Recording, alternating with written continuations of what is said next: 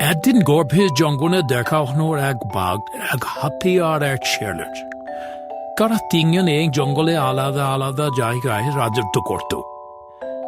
একদিন একটা বড় গাছের নিচে তারা বিশ্রাম নিতে বসল। হঠাৎ কথা উঠল, কে কার চেয়ে বড়। বাঘ গর্জে উঠল, আমি এই জঙ্গলের রাজা, আমার থাবায় একবার পড়লে কেউ বাঁচে না, আমাকে দেখলে সবাই ভয় পায়।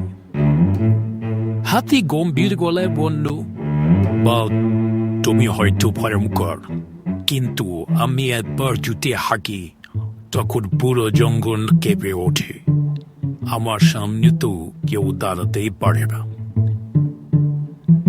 শেয়াল হেসে বলল, তোমরা তো জোরেই শক্তিশালী ঠিকই, কিন্তু আমি বিশ্বাস করি বুদ্ধি সবচেয়ে বড় শক্তি। বাঘ আর হাতি একসাথে হেসে উঠল। তুই ছোট্ট একটা শিয়াল, তোর বুদ্ধি দিয়ে কি করবি? শিয়াল তখন শান্তভাবে বলল, চলো তাহলে একটা পরীক্ষা দিই। সামনে যে নদীটা আছে সেটা পার হতে হবে, কিন্তু সাবধান, নদীর মাঝে একটা গভীর গর্ত আছে, দেখে শুনে পার হতে হবে।